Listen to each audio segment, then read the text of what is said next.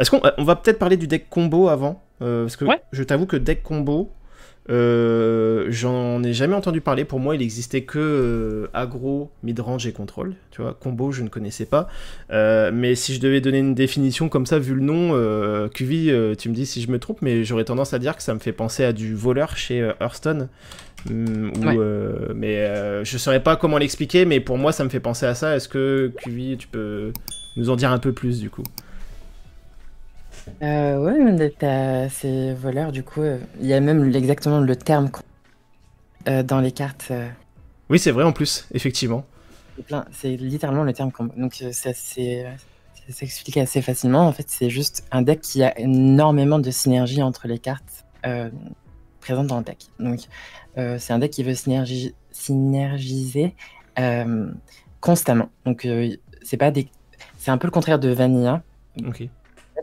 T'as deux cartes qui sont un peu nulles seules, ou pas forcément nulles, mais qui sont pas aussi fortes que si elles sont ensemble. Donc c'est un deck qui va synergiser, jouer une carte A plus B, et du coup la carte A et B sont des cartes mid, buff, et ensemble c'est des cartes très fortes. Donc c'est un deck plein de synergie, plein de trucs comme ça, pour moi. Ok.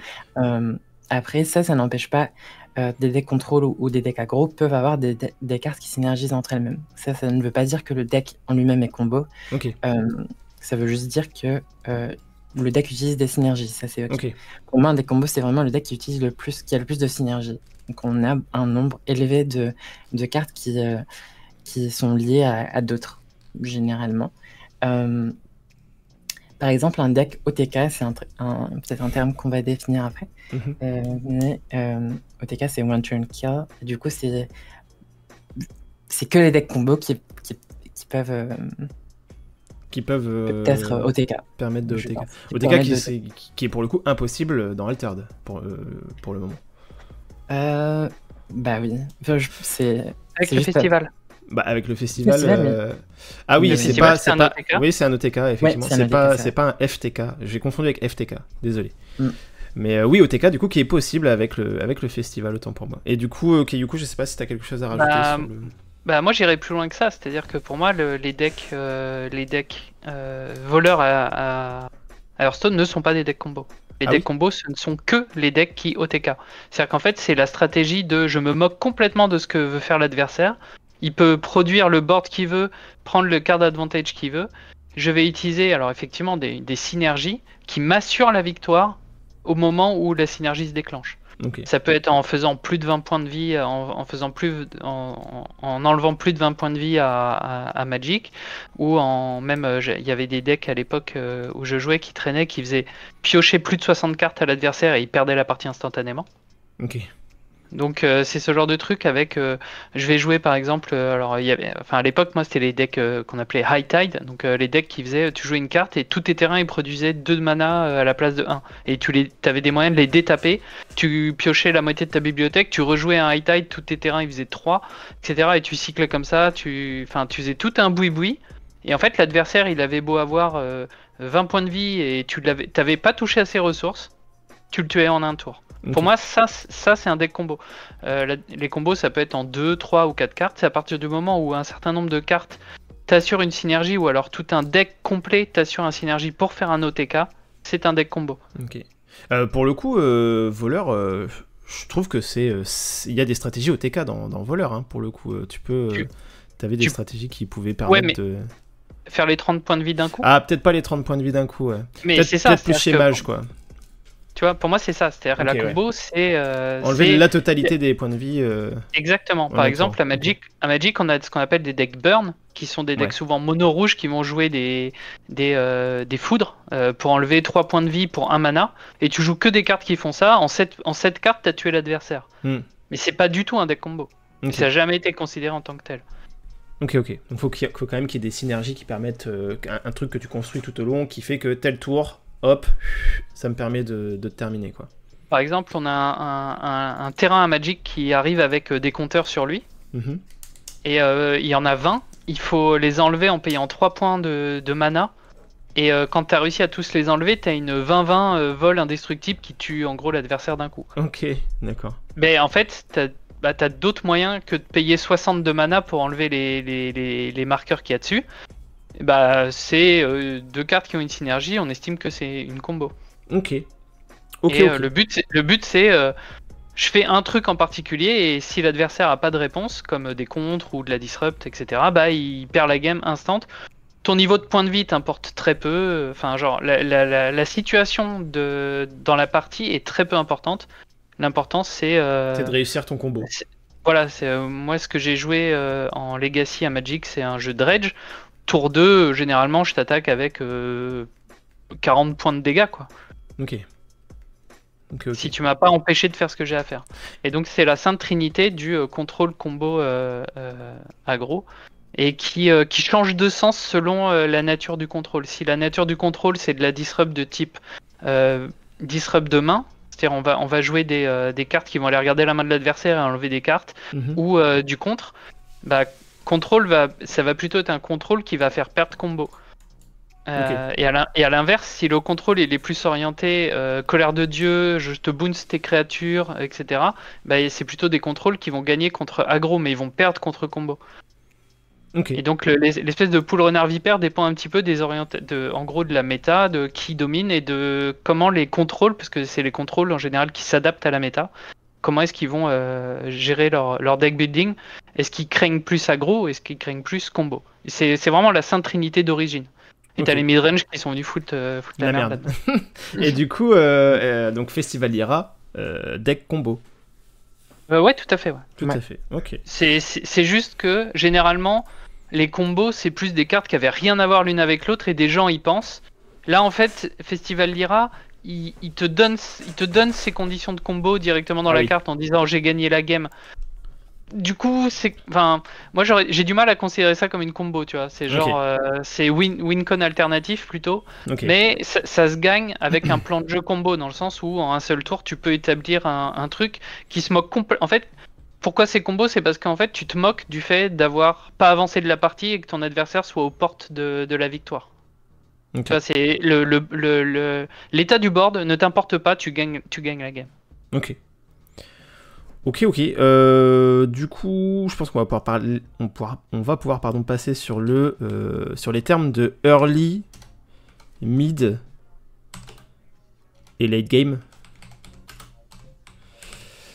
Early, mid et late game, bon bah je pense que pour le coup ça peut paraître assez clair, on en a parlé beaucoup avant. Le early game c'est les débuts de la partie, donc souvent le early on appelle ça les 3 premiers tours. Peut-être que dans Altered, ce serait peut-être plus les 2 premiers tours, je sais pas. Mais ça va être les 3 premiers tours, c'est-à-dire comment est-ce que tu vas gérer les premières créatures que tu vas poser, comment est-ce que tu vas te set-up, entre guillemets. Le mid, bah, justement, c'est une fois ces premiers tours passés, comment est-ce que tu vas réaliser ta transition, je pense, au niveau de la partie, pour arriver justement au late game, le late game forcément qui est lié à la fin de la partie, parce que c'est là que normalement tu dois prendre le dessus sur ton adversaire ou autre. J'ai fait une version assez simplifiée, je pense que vous aurez beaucoup plus de précision à apporter que moi, mais en gros le early c'est le début, le mid c'est le milieu de la partie, et le late game c'est la fin de la partie quand tu as beaucoup de mana et que tu peux jouer des grosses créatures. Kuvi, qu'est-ce que t'en penses de ça? Ouais, je pense que c'est assez simple. Ouais. Early, c'est comme tu as dit, c'est vrai que le truc avec Altered, c'est qu'on commence direct avec 3 mana. Il y a un bon, donc généralement dans les autres jeux, early c'est de 1 à 3 ou de 1 à 4, mais là on a déjà sauté 1, 2, 3, donc 1 et 2. Donc c'est vrai que c'est dur l'early est vite dépassé, je pense. Donc pour moi, je dirais early quand même, c'est genre 1 et 2 sûr et peut-être 3. Donc c'est 3, 4 et peut-être 5 de mana. Ça, c'est l'early. Mid-game, du coup, c'est entre 5 et 7, 8. Ouais. Et late game, c'est à partir de 7 ou 8, je dirais. À partir de ça, c'est que ça commence à être vraiment late game. Donc, voilà, c'est juste des termes qui désignent le moment de la partie, quoi. Le moment de la partie. Et du coup, tu as des decks qui vont être construits pour avoir peut-être un early plus important, des decks qui sont construits pour avoir un late plus importants, notamment peut-être les decks contrôle, comme tu disais tout à l'heure, Kayuko. Les decks early, ce sera peut-être plus des decks aggro. Je sais pas si tu as quelque chose à rajouter là-dessus, Kayuko. Pas grand-chose, c'est des termes qui parlent relativement d'eux-mêmes. Ce que j'aurais envie de dire, c'est que ça... l'histoire du nombre de mana et de la phase, en fait, par exemple, la Magic, je pense que ça va beaucoup dépendre du format dans lequel tu joues. Il y a des formats, il y a les formats standards, on va dire, où tu vas jouer que les cartes des extensions récentes, et donc tu vas avoir un pool de cartes très restreint, pas très forte, qui font que la partie va sans doute durer plus longtemps. Et donc les notions de early et de mid sont assez différentes d'un format comme le Legacy, où tu as accès à toutes les cartes les plus puissantes quasiment du jeu, et où en fait tu es quasiment en mid-game autour d'eux, parce que tout le monde joue des cartes tellement impactantes dès le début, que tu peux déjà être face à des problèmes, à des gros problèmes dès le début de la game, quoi. Ok. T'avais un truc à rajouter, QV? Non, c'était juste pour te donner un exemple par rapport à Trest, le héros. Donc c'est un héros qui va gagner en compteur quand tu as vidé la réserve, et du coup c'est un héros qui n'active pas son pouvoir pendant l'early et mid-game généralement, enfin début du mid-game, et c'est un héros qui va commencer à être très fort en fin du mid-game et late-game, vu que tu auras son pouvoir qui est activé, et du coup on peut désigner Trest comme étant late-game, ou c'est un héros qui est plus late-game que d'autres. Okay. Donc ça désigne juste quand est-ce que le héros commence à atteindre son potentiel. Ok, quand est-ce que le deck commence à devenir vraiment fort, quoi, pour le coup. Ouais. Ok. Désolé sur le chat, je vois que ça défile. Après, je vois que vous discutez beaucoup entre vous, mais c'est assez difficile déjà parce que je bois vos paroles. Vraiment, c'est hyper intéressant. Merci encore pour d'être là pour nous aider, nous nouveaux joueurs de TCG, à comprendre un peu tous ces termes. Sur quoi est-ce qu'on pourrait partir en termes de... On a fait un tiers de ce qu'on avait prévu là, c'est ça? Ouais, c'est ça. Qu'est-ce qu'un deck Zo? Zo, on en a un petit peu parlé quand on parlait des decks aggro. Zo, en fait, ça référence à Magic, un des premiers decks qui jouait des petites créatures, et notamment qui jouait le lion des savanes. Et des gorillas, gorilles, je crois, Gorilla Hype, je sais plus exactement, mais en gros qui mettait plein de petites créatures qui coûtaient pas cher et qu'on peut voir dans les zoos. Voilà, c'est tout. En gros, c'est un archétype de deck aggro. Est-ce que par exemple, si on prend un deck Oracle et Kibble qui va jouer beaucoup de petites créatures qui coûtent 1 ou 2 et qui ont une stat à 0 pour profiter de son effet et faire son effet 3 ou 4 fois dans la partie, est-ce qu'on peut appeler ça entre guillemets un deck Zo dans Altered? Lequel? Oracle et Kibble. Oui. Ça dépend de comment tu le construis. Ouais. C'est ça. Pour moi, Zo, je dirais plutôt Gulrang, par exemple. Je pense que Gulrang, dans tous les héros, c'est le héros. Gulrang ou Sigismar, peut-être. Ça dépend comment tu builds Sigismar, mais en fait, t'es obligé, quand tu builds Gulrang, t'es obligé de mettre des personnages qui vont invoquer, qui vont mettre beaucoup de tokens. Donc, de base, c'est sûr que tous les builds de Gulrang seront Zo, entre guillemets. Donc. Et c'est exactement ce que le concept du terme, c'est mettre le plus de petites créatures possible et avoir d'autres cartes qui synergisent avec le fait que du coup tu mettes beaucoup de petites créatures, peut-être des boosts ou autre. Et Gulrang a déjà un effet de base qui booste ses créatures. Qui booste ses créatures, les jetons, donc c'est déjà un payoff pour la synergie qui est pour l'archétype qui est de ça. Ok. Et du coup, tout à l'heure, tu as parlé de Boons, Kayuko, Boons. Je dis ça, moi. Vraiment, j'ai honte. Vraiment, là, c'est... Boons, alors, je pense que c'est le côté renvoyé en main, c'est ça? C'est un effet qui renvoie une carte en main, par exemple, comme l'intimidation chez Bravos. C'est ça, c'est le fait de renvoyer en main. Ouais. C'est le fait de renvoyer en main, voilà.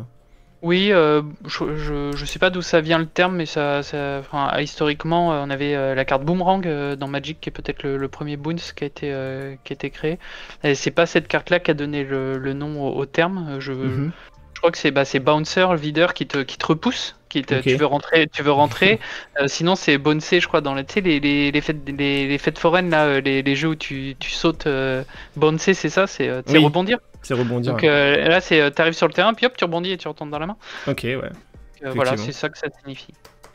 Du coup, je passe vite fait dessus. Le board, parce qu'on en a parlé tout à l'heure, on n'en avait pas parlé, mais le board, c'est tout simplement le terrain, l'aire de jeu. Donc le board, moi je dirais que ce serait les 2 expéditions, forcément, côté compagnon, côté héros, et puis aussi les cartes que tu as en réserve et les permanents que tu as. C'est les cartes qui ne sont pas en main, ni dans le deck, ni dans la défausse.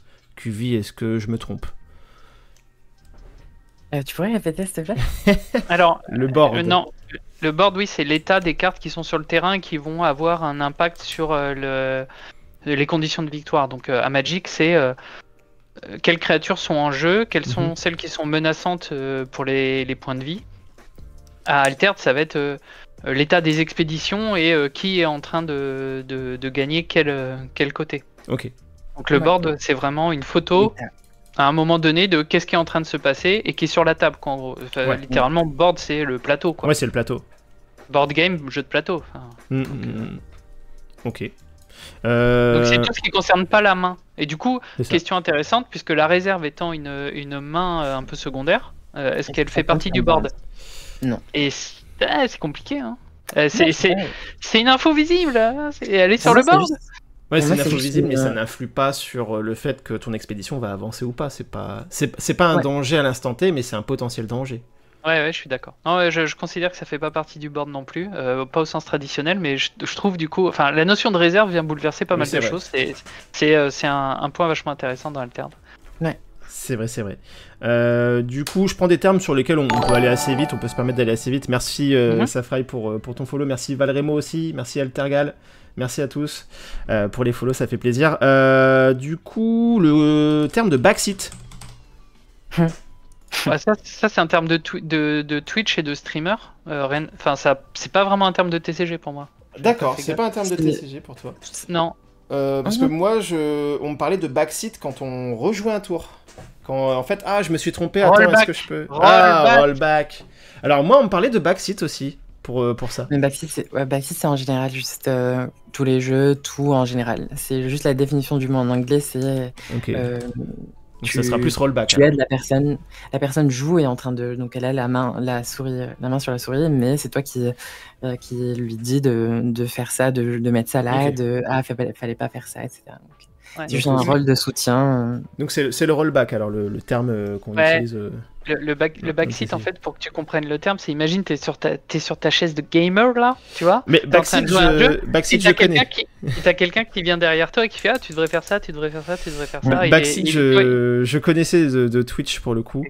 Mais rollback, c'est le fait de revenir en arrière, ça concerne quand tu dis j'ai fait ça, mince, c'était une erreur, je peux rollback. En gros, c'est est-ce que je peux revenir en arrière, c'est faire CTRL Z quoi. Ouais. Et en fait, la personne, généralement, quand on joue en compétitif, ça n'existe pas le rollback. Ok. Mais à moins que l'adversaire te laisse faire. Ça peut arriver. Il y a des exceptions où ça peut arriver, c'est-à-dire c'est si tu fais un play illégal par exemple. Ok. Imaginons tu joues une intimidation sur un personnage qui a Corias. Encore que ça marche pas tout à fait comme ça parce que je crois que c'est dommage pour toi. Juste t'auras joué le sort dans le vent. Mais imaginons que ça soit carrément illégal. Tu joues intimidation par exemple sur un personnage qui coûte 4. Voilà, t'avais le droit jusqu'à 3, c'est intimidation commune. Mais t'avais le droit à un personnage qui coûte 5. Voilà. L'adversaire remonte la carte dans sa main, par exemple. Et en fait, là, on se rend compte de l'erreur, on appelle un judge, on est en compétitif, et le judge va dire, écoutez, faites un rollback, et auquel cas, il peut considérer que l'action à faire dans ce cas-là, c'est de faire un rollback, et de revenir en arrière, de remettre la créature.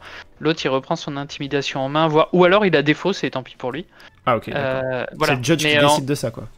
Ouais, ça va être marqué dans les comprehensive rules, mais généralement les arbitres c'est eux qui ont la main sur ce type de décision.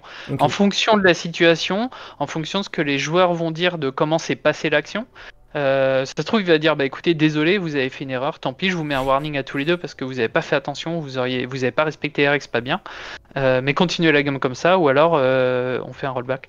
Okay. Et du coup, rollback, c'est la notion de revenir en arrière vers un état antérieur du board. Et donc en tournoi, si un adversaire rollback juste parce qu'il dit « Ah, excuse-moi, je voulais pas jouer ça, je voulais jouer ça », on a le droit de refuser. Ah oui, il faut même refuser. Il faut refuser. Ok. Non. Enfin, c'est pas il faut refuser, tu fais ce que tu veux, mais voilà. Tu peux refuser. Donc pour toutes les personnes qui commencent le TCG avec Altered et qui vont aller en tournoi, si c'est un gros tournoi important qui par exemple, je pense au tournoi de Angers, qui ont des prétentions à avoir un objectif d'un top en particulier, si quelqu'un se trompe, ils sont en droit de dire c'est trop tard. Exactement. Et à l'inverse, si elle se trompe, on peut leur dire c'est trop tard aussi, quoi. Exactement. Il faut pas stigmatiser les gens en compétitif qui font ça. C'est pas bad manner, c'est pas des gens pas sympas. C'est l'environnement compétitif. C'est l'environnement compétitif. Donc ne pas s'étonner si on se trompe et que la personne dit non, c'est trop tard, c'est tant pis. C'est à nous aussi de savoir que ça se passe comme ça en compétitif, quoi. Exactement. Ok. Ce qui est logique, hein, pour le coup. Ça se comprend tout à fait. On va passer sur un autre terme qui va peut-être prendre un peu plus de temps. Qu'est-ce que le metagame? Ah, tu es fait dans l'ordre, là, je vois ça. Le metagame. Le metagame, moi, si je devais donner un... C'est pareil, pour traduire ça avec une définition claire. Le méta... Qu'est-ce que tu dis? Il te manque un A. Ah, merde. Merde. C'est dur de parler le métagme, les gars. Le metagame. Le metagame, c'est, on va dire, l'ensemble de ce qui... Enfin, la typologie des decks qu'on va considérer comme étant forts en ce moment. À un moment donné, en fait, c'est le jeu tel qu'il est à un moment donné. C'est-à-dire, tel deck est considéré comme étant plus fort que les autres. Tel deck est considéré comme ayant un avantage par rapport à ce deck-là, et ainsi de suite. C'est vraiment la typologie des decks qui sont le plus joués, qui sont considérés comme étant le plus fort ou le moins fort. C'est un peu comme si on faisait une tier list de tous les decks. Et on se disait, par exemple, ou le deck le plus joué, l'ensemble des decks les plus joués peut-être. Ça correspond peut-être plus à ça. L'ensemble des decks qui sont les plus joués en ce moment. La méta, c'est quoi la méta? C'est en ce moment, c'est bureaucrate, c'est plante et c'est, je dis une connerie, Izmir Control. Il y a beaucoup de decks qui vont se présenter à des tournois, qui vont jouer ça et qui vont gagner des tournois. Et d'où le fait aussi de jouer anti-méta, c'est de jouer des decks qui vont contrer ces decks-là. Est-ce que c'est ça ou pas? Est-ce que je me trompe, QV? Je sais pas. Dis-moi, est-ce que j'ai mon bon point? Non, t'as totalement raison. C'est beaucoup plus brouillon que vous, mes définitions, hein, parce que à chaque fois je sors des termes et je suis là en mode « Eh merde !» Non, c'est... T'as eu raison. Enfin, t'as raison sur ce que tu viens de dire. Ok. C'est juste c'est toutes les stratégies, les decks ont tendance à un moment donné, parce qu'en fait, la metagame, ça peut changer. Ça dépend les metagames changent, donc les tendances et les stratégies dominantes dans l'ensemble du jeu, des parties, changent au fil du temps, au fil des tournois, au fil des découvertes de decks, etc. Il y a des decks qui donc break de méta ou qui font un truc, donc des decks qui sortent de nulle part parce que c'est des decks que personne n'avait trouvé avant, qui changent la méta, et du coup la méta est bouleversée par ça, etc. etc. Après, on peut parler de méta en prenant un sample size précis, par exemple un tournoi. C'est quoi la méta d'un tournoi donc il y a 100 joueurs, on peut définir la méta de ce tournoi. Donc c'est juste en termes de statistiques, c'est on prend les 100 joueurs, on regarde les decks, on regarde peut-être le nombre de cartes dans chaque deck, combien il y a de Waru, combien il y a de Sikismar, donc ça c'est une méta. Donc on peut parler soit de méta pour un event précis, ou dans la globalité, ça reste toujours des statistiques, mais un peu moins fiables, vu que il y a beaucoup trop de personnes qui jouent, etc. Donc on peut pas définir, mais c'est assez approximatif quand on parle de metagame de tout le jeu. Mm-hmm. Mais voilà, c'est défini juste l'ensemble, les stratégies et les tendances actuelle. Ok. Kayuko, est-ce que tu as un truc à rajouter? Comme toujours, bien sûr, j'ai toujours des trucs à rajouter. Mais c'est facile, c'est intéressant. Mais non, je suis à 200% d'accord avec ce que dit QV. Mais pour moi, il y a la notion. Alors, effectivement, la notion de temporalité que tu as indiquée à la fin, à un instant T, est vachement importante. Parce que déjà, il y a plusieurs événements qui viennent bouleverser la méta. Et la première, c'est tout simplement la sortie de nouvelles extensions. Un TCG, ça vit. Et du coup, la méta se renouvelle forcément. Enfin, forcément, non, parce que des fois, il y a des formats. Voilà, on espère que ça se renouvelle, parce que sinon, c'est un peu chiant. Mais selon les formats que propose le TCG, selon la vie du TCG, effectivement, la sortie de nouvelles extensions peut bouleverser plus ou moins un certain nombre de formats. Pour revenir à Magic, qui a des formats un peu éternels, un peu qui bougent pas trop. Il faut vraiment qu'une carte soit extrêmement puissante pour venir bouleverser la méta. Et ça arrive puisque Magic fait des cartes de plus en plus puissantes, parce que sinon le jeu se renouvelle pas. C'est un problème assez fondamental dans le design des TCG. Et l'autre point, donc, c'est la méta, donc c'est un instant T, mais c'est aussi le consensus. C'est-à-dire qu'il y a beau avoir des méta locales sur certains tournois, généralement quand on parle de la méta, c'est le consensus global pour dire ok, en fait, un TCG, ça a de la variance. Je considère ça comme un peu comme le poker. Le poker, tu peux pas avoir que des mains qui gagnent ou que des mains qui perdent. Le tout, c'est de savoir saisir l'opportunité. Donc, et c'est ça qui vont faire des bons joueurs. Mais t'as beau être le meilleur joueur de poker, tu gagnes pas tous les tournois. Parce que des fois, tes opportunités, elles se font contrer par celles d'un adversaire, ou c'est difficile d'en tirer parti à tout moment. Il y a quand même des joueurs qui gagnent régulièrement, ou qui sont régulièrement dans l'étape finale. Donc il y a à la fois une notion de skill, mais aussi une notion de chance. Et c'est pareil pour une méta, c'est-à-dire c'est pas parce qu'un deck est dominant qu'il gagne absolument tout. Donc un deck même dominant peut perdre certains tournois. Ok. Et du coup, tout ça pour finir, même s'il perd certains tournois, ça n'empêche que le consensus se dit que ça reste le deck top tier. Mais c'est pas pour autant qu'il gagne forcément absolument tout. Ok, je vois. Un truc aussi important à ajouter par rapport à la méta du coup. En fait, il y a des métas où il y a un deck qui domine. Donc ça, c'est des métas qui sont définis comme des métas où il y a un deck qui tier 0. Donc le tier S ou tier 0, c'est un deck qui est au-dessus de tout. Et c'est des one deck méta. Généralement, ça s'appelle comme ça. C'est des métas où il y a un deck, par exemple dans l'Orcana, je sais que tu joues à l'Orcana, premier set, c'était peut-être violet, rouge. C'est ça. Donc ça, c'est le deck le plus fort. Le deck a le plus de win rate contre tous les decks possibles. Donc il bat que lui-même, enfin, en termes de pourcentage. Donc ça, c'est des one deck méta. Donc ça, c'est des méta généralement que les joueurs et les joueuses n'aiment pas, que la commune n'aime pas du tout. C'est des méta assez mauvaises pour la santé du jeu, parce que on ne fait que voir le même deck pour les tournois, etc. C'est pas très fun à regarder. Mais aussi des méta. La deuxième méta la plus connue, c'est les méta Rock, Paper, Scissors. C'est 3 decks qui se contrent eux-mêmes. Donc c'est 3 decks, par exemple, au tier 1 ou tier 0, n'importe, au tier 1, qui se contrent. Donc, par exemple, c'est pas vrai, hein, mais peut-être que Teja bat Waru, Waru bat Trace, et Trace bat Teja, par exemple. Donc ça, c'est une méta...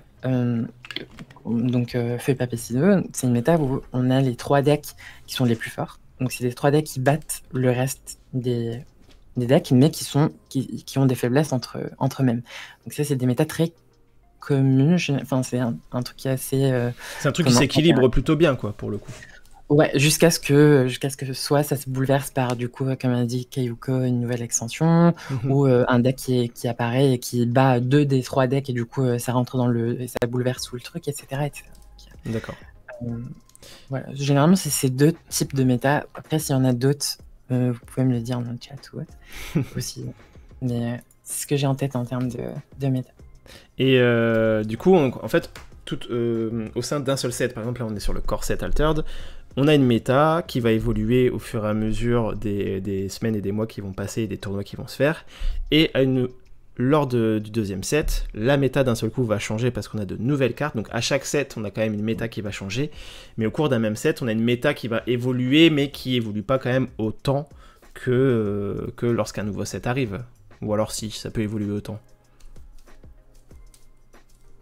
Ça peut arriver. Alors, moi déjà, j'ai envie de rebondir un peu sur ce que tu disais, Kovi, notamment sur les one deck méta. Ça m'a rappelé plein de trucs. Si ça vous amuse ce genre de choses, de voir un petit peu les trucs dégénérés qu'on puisse sortir, je vous encourage à chercher, parce que Magic a 30 ou 35 ans, là, je sais plus. 30 ans? Non, on vient de fêter les 30 ans, c'est ça. Donc il y a quand même de l'historique et il y a des métas qui ont existé qui étaient juste des délires. La première que j'ai vécue, c'est genre avec Urza Saga et toute la méta, c'était littéralement tout le monde jouait combo parce qu'en fait il y avait que ça et il a fallu ban 20 cartes de la même extension pour que ça soit plus des combos. Parce qu'en fait ils avaient mis tellement de trucs dégénérés, enfin vraiment c'était très drôle. Il y avait la méta Ogak, il y avait la méta Eldrazi Winter, il y avait la méta un peu plus vieux Affinity. Et en ce moment, on est dans une one deck méta avec Nadu. Et si vous avez envie de chercher un petit peu les mots-clés là, il y a des gens qui racontent des histoires là-dessus et c'est vraiment trop drôle de voir quand on connaît un peu le jeu, c'est mieux quand même, mais de voir les dingueries qu'on peut exister et les trucs que les développeurs ont pu sortir, c'est vraiment rigolo. Mais ça, c'est des choses qu'ils ont anticipé, ils savaient que ça allait se passer comme ça, ou c'est les joueurs qui ont trouvé des trucs où les mecs ils se sont dit mais merde. Non. Jamais les devs n'imaginent ça. C'est pas souhaitable du tout pour un jeu. Donc c'est généralement des trucs cassés qui sont sortis. Qui sont passés entre les mailles du filet, quoi.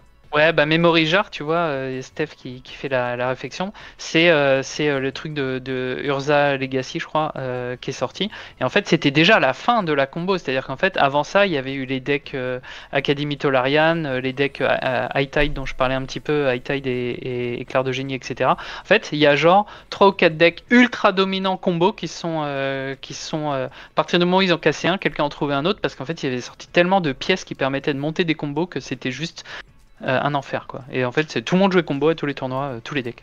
C'était n'importe quoi. Et c'était très drôle. Et je voulais revenir sur un exemple. Tu disais, en fait, des fois, il y a un consensus, il y a une méta qui existe, et elle est connue, et les pros se basent dessus. Et après, les pros, quand ils préparent un pro tour, par exemple à Magic, ils vont se faire des sessions entre teammates et ils vont tenter de casser la méta. Tout le monde tente de casser la méta. Soit de trouver un deck qui va battre les top tiers et qui est pas mauvais contre les autres, ou qui peut-être a des faiblesses, mais en se disant ok, les decks tier 2 contre lesquels je suis pas bon, bah ils vont pas sortir parce qu'ils se font manger par les tier 1, donc les gens les joueront pas. Donc en essayant d'avoir la chance sur quel deck je vais rencontrer, etc. Ça peut être le genre de truc. Et de temps en temps, ça arrive que une team trouve une idée que personne d'autre n'a eu, sorte un deck qui sort de nowhere et qui est en fait le tier 1 et bouleverse complètement la méta. J'ai peu de souvenirs de ça, mais j'ai souvenir qu'il y avait je crois un deck comme ça qui était sorti au cours d'un Pro Tour Magic où une team de joueurs était arrivée et je crois que le deck s'appelait French Fries ou un truc comme ça et c'était une invention purement d'une team de FR et ils ont fait un petit peu ils ont un peu bouleversé la méta, genre c'était un deck, personne s'y attendait, personne s'était préparé contre, et donc c'était très fort. Mais c'est des exemples qui sont de plus en plus rares. Ok. Bon là on est... Comment ? Comme Atsadi qui va sûrement bouleverser la méta. Ah mais Atsadi c'est sûr, on le voit pas arriver là, il y a une team... Après je kifferais que quelqu'un arrive à faire quelque chose avec Atsadi, mais sur le set 1 j'ai peur que ce soit pas vraiment... viable d'un point de vue compétitif. Par contre, on est d'accord pour se dire que là, l'ennemi à abattre actuellement, donc à l'heure actuelle, le jeu n'est pas encore sorti, c'est Waru et Mac qui semblent plutôt fort avec ses bureaucrates et notamment avec son Robin des Bois. Tu penses que c'est le consensus ? Moi, je pense que... Je pense pas que ce soit peut-être le consensus auprès de joueurs avertis.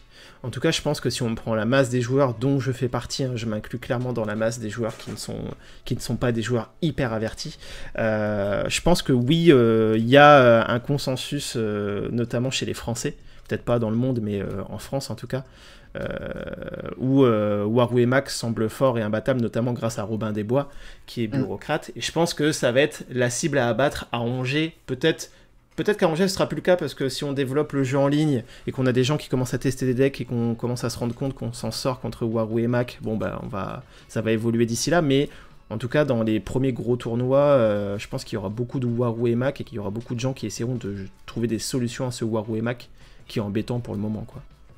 Mais moi je pense sincèrement que aujourd'hui c'est le consensus. Ah oui, tu penses que c'est le consensus carrément? Ok. Ouais. Après, est-ce que c'est la vérité? C'est autre chose.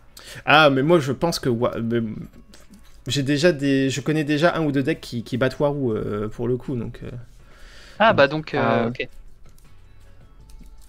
Après, c'est des decks qui se font poutrer par par d'autres decks. Mais ok. Mais en tout cas, Warou ça reste fort quoi qu'il se passe.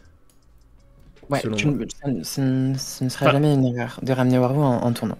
Ce sera jamais une erreur de ramener Warou en tournoi. Je te propose d'enchaîner peut-être. Oui, carrément, parce que là on va s'éloigner du sujet. Alors, est-ce qu'on parle de... Ah tiens, un petit truc rapide. Top deck. T'en as parlé tout à l'heure. Oui, vu que ça a été dit tout à l'heure, généralement top deck c'est... Bon, je te fais pas le jeu du... Vas-y, définis-le en premier. Oui. Et généralement, quand ta main est vide et que tu comptes sur la prochaine carte de ton deck pour poursuivre la partie, pour continuer à avoir une chance de gagner. Donc ça signifie généralement, quand tu es en mode top deck, que tu es en difficulté. Peut-être que tu es en avance sur les expéditions, mais tu as le sentiment que tu vas plus vraiment pouvoir en gagner, que l'autre a établi son plan de jeu et qu'il est supérieur au tien, par exemple. Et que du coup, désormais, t'as pas de solution en main. Soit parce que t'as plus de main, soit parce que t'as été tellement appauvri en ressources, parce que t'as tenté de rush, mais t'es grillé et t'as plus rien, que en fait, en gros, tu comptes sur la prochaine carte à piocher. Alors, ça marche d'autant plus à Magic, on pioche qu'une carte par tour. À Alter, c'est un peu moins vrai, parce que comme on en pioche deux, on peut jamais être en pur top deck, techniquement. Mais voilà, c'est l'idée. L'idée, c'est de se dire, je suis derrière, je suis en bout de course, et je compte sur le dessus de ma bibliothèque pour tenter de conserver un espoir. Et du coup, est-ce que top deck, ça correspond pas aussi à... t'as des cartes en main, t'es dans une certaine situation où il y a une carte de ton deck qui peut te permettre de te sortir de cette situation, c'est la carte parfaite là vraiment, soit elle te fait gagner si tu la pioches, ou soit elle te sort de cette situation, et tu la pioches, et là c'est le top deck. Ouais, c'est ça. C'est ça aussi. Après, je suis d'accord avec ce que vous avez dit. Après, c'est pas forcément, pour moi, c'est pas une situation catastrophique. T'as pas besoin d'être à deux doigts de perdre pour être une situation de top deck. Bon, alors, moi je fais une différence entre être en situation de top deck et faire un top deck. Tu vois, comme il vient de le dire. Okay, effectivement. Oui, t'as pas besoin d'être en situation problématique pour faire un top deck, comme un resupply sur... il te reste qu'un mana, tu fais un resupply de Amelia Earhart avec Trace et 2 bastions, et bon, c'est GG, joli top deck. Mais moi, ce que je définissais, c'est vraiment être au top deck, tu vois. Ok. Et du coup, je vois ce que tu veux dire. Vas-y. Pour moi, je sais que je reviens peut-être trop sur les stats en général, mais pour moi, ce que je considère top deck, c'est, même si je suis pas dans une mauvaise situation, par exemple, on pioche les 6 cartes, donc tu as 30 cartes dans le deck, 33, mais imaginons que tu as 30 cartes dans le deck. Oui, c'est pas possible. 32, 31. Du coup, top deck, c'est t'as pioché toutes les cartes que t'as dans le deck avec la main que t'as, avec la situation exacte où tu es, le match-up et le board state. Les cartes dans ton deck, généralement, elles ont un pourcentage de win rate. C'est-à-dire qu'elles vont augmenter ta chance, ton win rate, d'un certain chiffre. Donc il y aura peut-être, si tu top deck un Robin, si tu top deck ça te donne plus 5% de win rate. Si tu top deck un sort qui va être inutile, ça va te donner plus que 0,5% de win rate ou autre. Donc il y a une différence de stats entre les cartes que tu as dans le deck, et si tu pioches la carte qui te donne le plus de stats, plus de win rate au moment T, pour moi c'est un top deck. D'accord. Tu penses que oui, piocher la carte qui en situation t'offre le plus de pourcentage, enfin c'est la carte qui se prête le mieux à la situation, même si ça te fait pas forcément gagner, c'est un top deck quand même. Est-ce que c'est... C'est ça. Ok. La carte qui te donne le plus de... T'as un deck, c'est la carte qui te donne le plus de win rate au moment où tu l'as pioché. Ok, je vois. Un autre terme tiens que j'aime bien, qu'est-ce que ça veut dire? Commit? Je sais pas si ça s'écrit comme ça. C'est écrit comme ça? Ouais. Ok. Ouais, je pense. Commit. C'est pas un terme que j'utilise beaucoup. Ah ouais? Moi j'utilise beaucoup. Ok. Je l'ai beaucoup entendu aussi, c'est pour ça que je l'ai mis dedans. Pour moi, commit, c'est miser tout sur une seule carte, peut-être? Est-ce que ça... Ou miser tout sur... sur une seule carte. Un play. Ouais, voilà. Ouais, c'est ça. C'est ça? Ok. Ce commit, en général, c'est ça. C'est prendre une initiative qui, généralement, si elle est contrée, te met grave dans la sauce. Ok. Ou alors ça, c'est peut-être overcommit. Ouais, ça c'est overcommit. Ouais, ok. C'est overcommit. Pour moi, commit en général, c'est un peu plus général. C'est t'as plusieurs lignes de play. Donc, tu prends une ligne de play, cette ligne de play A, puis B, puis C. Quand t'as commencé, donc quand t'as joué la carte A, tu ne peux pas décider de faire D et C. Parce que t'as commit, y a la ligne de play que t'as choisie, tu dois la suivre pour. Enfin, c'est un choix que t'as fait et du coup, tu peux pas. Tu testes pas de porte de sortie, quoi. C'est ça, exactement. C'est comme ça. Des fois, t'as commencé un combo, peut-être? Ouais, ou t'as mis, par exemple, t'as pioché 2 cartes et tu dois en mettre une en mana. Donc t'as plusieurs cartes en main. Donc t'as plusieurs lignes de play en main. T'as la carte A, B, puis B, puis C, puis etc. Mais si tu décides de mettre la carte B en mana, du coup t'as fermé cette partie. Donc t'as commit sur l'autre ligne de play qui est A, C, D. Ok, je vois, oui. Je vois, c'est commit, ouais, c'est choisir un chemin et te forcer à aller que vers ce chemin-là. Et si tu le suis pas jusqu'au bout, ce chemin, bah, en fait, ce sera pas optimisé. Et, c'est exactement ça, pour moi. C'est prendre un choix et qui peut être contré. Et des fois, tu es obligé de commit sur un play, même s'il n'est pas opti, parce que la situation... par exemple, tu es en train de perdre et tu as besoin de piocher une carte et du coup, tu dois commit sur le fait de... que cette carte peut te sauver. C'est ça. Et tu peux avoir un top deck. Exactement. Le mec qui réutilise les termes au fur et à mesure. Kayuko, est-ce que tu as quelque chose à rajouter sur le fait de commit ou le overcommit? Qu'est-ce que c'est que le overcommit du coup? Bah, du coup, le overcommit, pour moi, c'est par exemple... quand tu vas jouer un deck aggro, tu as déjà posé 3 bêtes sur le board. Ton adversaire, il les a pas vraiment gérés, mais tu sens que bientôt, il va pouvoir les défoncer, par exemple. Et bah, t'en as 2 autres en main à mettre. Est-ce que tu mets les 2 et t'essayes de prier pour que l'autre il ait pas de réponse? Auquel cas, si tu mets tout sur le board, t'auras peut-être overcommit. Mais ça peut être le bon play, c'est-à-dire en fait, voilà, la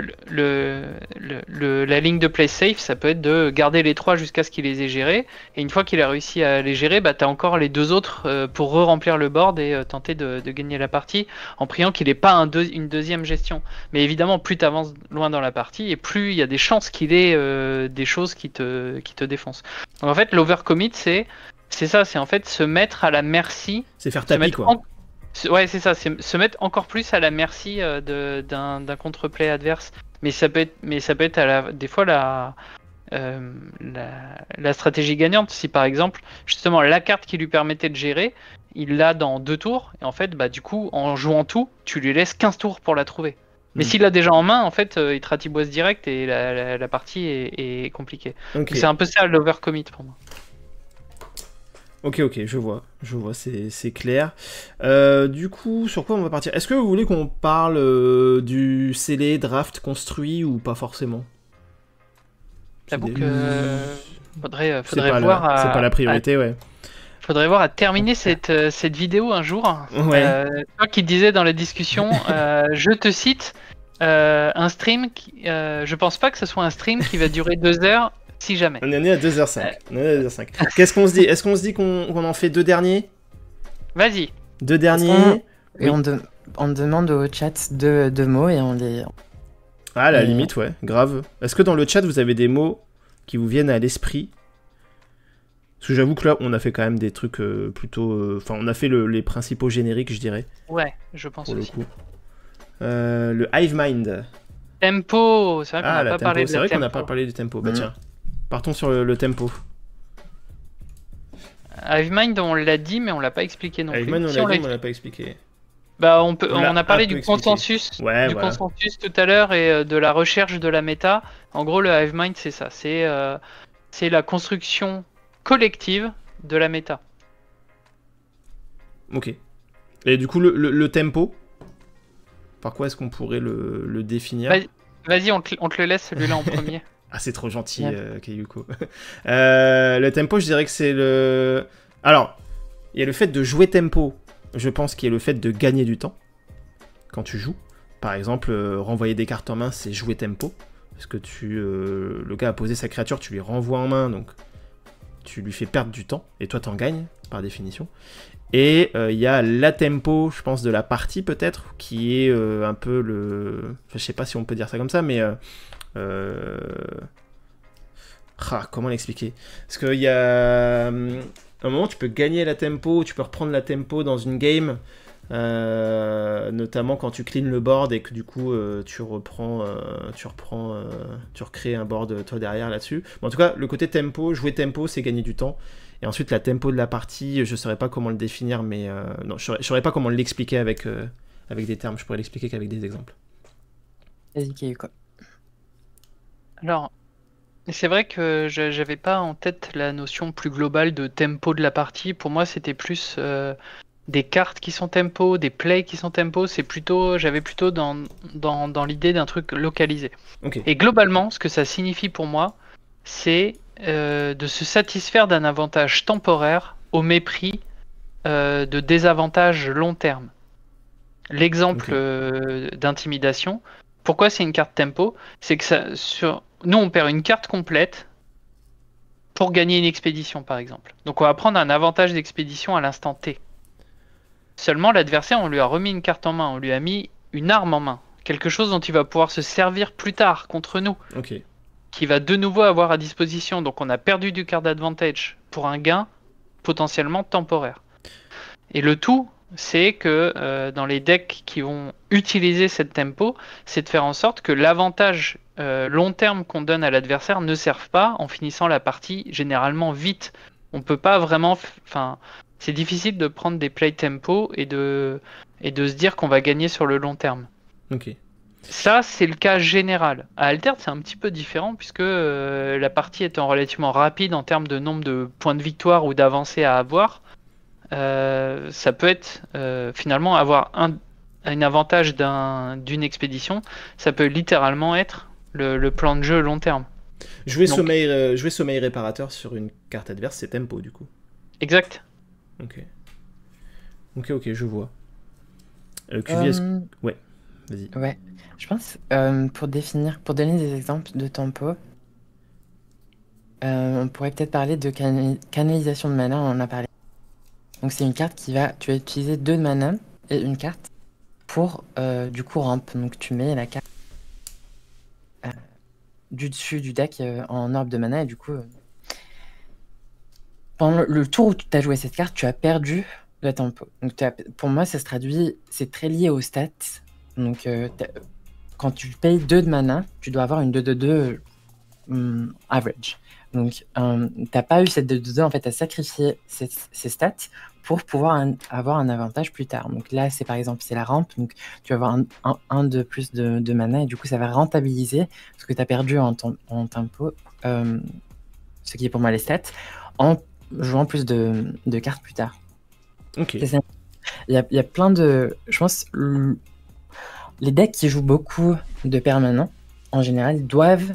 Les personnes et les decks qui ont beaucoup de permanents doivent maîtriser le concept de tempo. Parce que généralement, les permanents, ça nécessite un sacrifice de tempo. Par exemple, Hub d'Escarabot, pardon, va te donner, tu la joues, ça ne te donne rien, tour tu l'as joué. Donc, mais ça rattrape en termes de stats pendant les tours d'après. Donc ça c'est un exemple. Ça peut être, je sais pas, le recycleur, le monolithe. C'est un exemple aussi. Tu perds, donc pour moi c'est un investissement. C'est ça. Donc tu perds maintenant pour en avoir plus après, ou comme a dit Kayuko, l'inverse, donc tu gagnes plus maintenant pour en perdre plus après. Donc ça c'est généralement les trucs où tu gagnes plus maintenant pour en perdre et t'en perds après sur la longue, c'est ça peut être l'exemple des cartes fleeting. Un personnage fleeting, c'est un personnage qui va te faire gagner. C'est laquelle la carte fleeting qui coûte 2 dans Bravos? C'est la Traceuse de Bravos. Traceuse Bravos, donc elle est overstatée, donc pour moi encore c'est en rapport avec les stats. Overstatée, ça te permet de gagner en stats, donc gagner de la tempo. Donc ça te donne de la value par rapport à ce que tu as payé pendant le tour, mais tu as perdu en termes de carte d'avantage. Ok. Donc voilà. Ok, ça aussi, donc du coup ça peut être considéré comme tempo. Est-ce que renvoyer en réserve c'est tempo? C'est jouer tempo? Est-ce qu'envoyer... C'est les deux. Envoyer en main, c'est que tempo. Envoyer en réserve, c'est mi-tempo, mi-carte d'avantage. Enfin, en vrai, non. Pardon. Dès que tu touches au board, c'est tempo. Donc, par exemple, si tu utilises un burst de Kélon sur un personnage, c'est tempo vu que tu as enlevé le... Après, ça dépend de... Si tu as payé 3 pour enlever un personnage qui a 3-3-3 de stats... Ouais. C'est pas tempo, t'as juste égalisé, généralement. Okay. Si c'est une carte qui synergise. Si t'as utilisé Kélon pour enlever un truc qui a 5-5-5, du coup,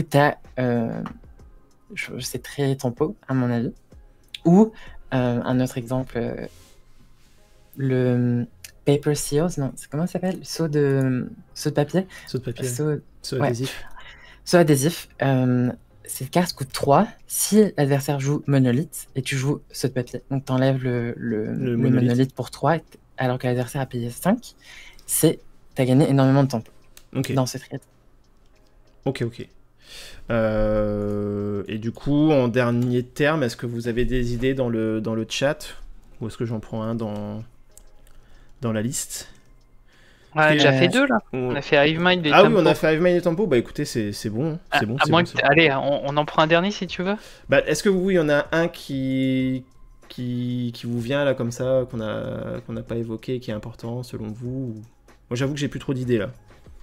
Alors, on en a noté d'autres, mais honnêtement, je pense qu'on a fait les plus importants. Mais vas-y, Koui, si tu veux en rajouter un, pas de souci. Value, on l'a fait. Peut-être, je pense, iRoll, ça revient assez souvent. Alors, surtout en termes de commentary, de casting et tout. Donc iRoll, c'est juste... par exemple, c'est lié au top deck. Donc si tu as top deck la carte exactement qu'il te faut à un moment, c'est un iRoll. Ou un iRoll, tu as joué une Nevenka, tu as lancé un dé et tu as touché 6, ça c'est un iRoll. Donc le roll c'est 1, iRoll c'est 6. C'est vraiment... ça se définit comme ça, c'est t'as eu un play qui est statistiquement improbable. C'est quand la RNG est de ton côté, quoi. Exactement. C'est quand tu fais un top deck contre les odds. Contre les odds, c'est statistique, genre les chances. Ok. Par exemple, oui, t'as une chance sur 20 de choper la carte qui te sauve et tu la chopes. Là, c'est high roll, quoi. Ouais. Ok, d'accord. Bah écoutez, je pense qu'on est bon. Sur un live qui devait durer entre 1h et 1h30, on est sur 2h15, on est plutôt pas mal. Moi j'ai bu vos paroles, vraiment, j'ai trouvé ça hyper intéressant. Donc je pense que forcément ça va intéresser les personnes qui sont nouvelles sur Altered et qui débutent avec ce TCG là. Je pense qu'il y a beaucoup de vocabulaire. On va avoir une tête grosse comme ça, mais au moins c'est intéressant, on a appris beaucoup de choses. Merci à vous en tout cas, QV et Kayuko. C'était un plaisir, et j'espère que ça sera utile pour ceux qui découvrent les TCG. On a vu pas mal de membres de la commu dans les différents Discord dire que Altered était leur premier TCG, que c'était le premier jeu qui leur donnait envie comme ça de s'investir un petit peu dans ce type de jeu. C'est un peu pour ça, pour vous, qu'on avait envie de faire cette vidéo, parce qu'effectivement là je m'en aperçois juste quand je parle normalement, des différentes choses, il y a effectivement plein de termes qui sont ancrés dans le vocabulaire de ceux qui pratiquent depuis 3 décennies. Forcément, c'est pas facile d'arriver là-dedans sans connaître, quoi. Donc, j'espère que ça a été et que cette vidéo a pu vous être utile et que ça vous a intéressé. J'espère aussi. J'espère. Qu'est-ce que j'allais dire?